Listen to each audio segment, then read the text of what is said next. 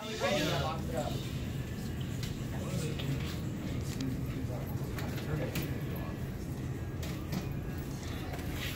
all them back with this?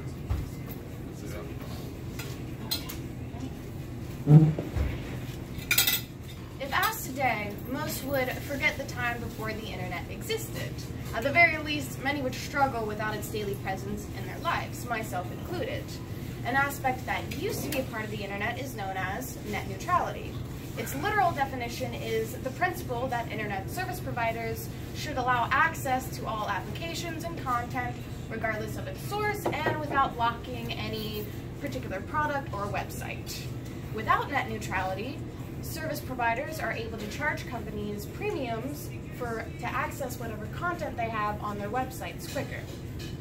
Today I'm going to talk about net neutrality, what it means to us and what it means to the internet. First of all, I simply have a minor interest in politics. My major is general studies because I don't know what my future is or what my future career is going to be. So no, technically I don't have any authority whatsoever to be speaking about net neutrality, other than the research that I have done on my own. However, it is something that I am very interested in, mainly because it seems to be one of the only bipartisan issues out there. Whether you talk to a Republican or a Democrat, maybe even a moderate or a libertarian, as long as it's outside of Congress, most people tend to have the same opinion about net neutrality. It was repealed on June 11th, 2018. With its repeal, internet service providers are able to charge companies for access to the internet fast lane. These premiums will have to be accounted for in the budget, which will most likely end with the consumer paying as a result. For example,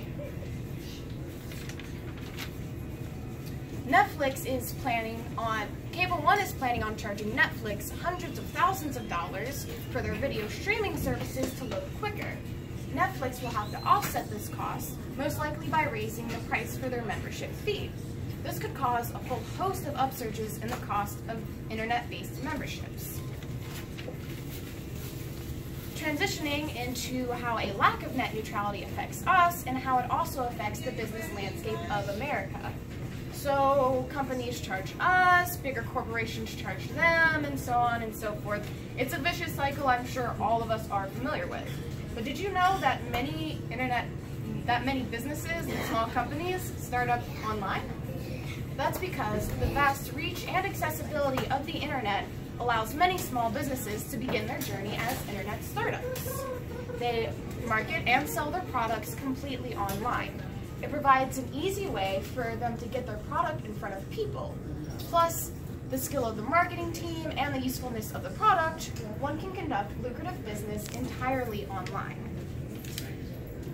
One of the aspects making the internet such a valuable marketplace was net neutrality, whether you had a billion-dollar business or a simple mom-and-pop shop. Consumers got equal access and load times to both websites. A juggernaut like JCPenney and a small local business are going to have the same load times for their sites, and JCPenney's cannot buy their way to better ones. With the repeal of net neutrality, smaller businesses will have a hard time getting consumers to their site if it takes forever to load, crippling this aspect of the internet. Every site is equal, thus the term net neutrality. And now, transitioning into what happens next. What will life look like without net neutrality? Aren't we already there?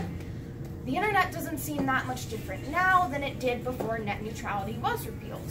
That is because internet service providers have realized the weight of major public outcry. The repeal of net neutrality was voted on by Congress. Thus, while not likely, there's a chance that major public outcry could sway our representatives into reinstating it. In fact, before it was ever repealed, it was actually challenged, but thanks to their constituents voicing their concerns, our representatives decided to keep it in place at the time. So, most likely, internet service providers are biding their time, promoting their own services, and slowly counting down the days wherein they can begin charging companies for access to their internet fast lane. So what happens now? Can we even ever get net neutrality back? Well, currently quite a few states have sued to undo the block on net neutrality, but it is doubtful whether or not this will make an impact. California even went a different route and decided to pass their own bills protecting net neutrality, which means likely a state's government will have to pass their own bills in order to protect net neutrality. In conclusion, net neutrality is an aspect of the internet that makes things easier on the consumer. It also provides support and traffic for any small website as much as it will a big corporation. Not much may seem different now, but given time, internet-based membership fees will become more expensive, and any smaller business with less monetary or political clout will be left with an underperforming website. And if any of you guys are interested, you can take a look at my printouts right over here. I know they were hard to see. Thank you very much for your time.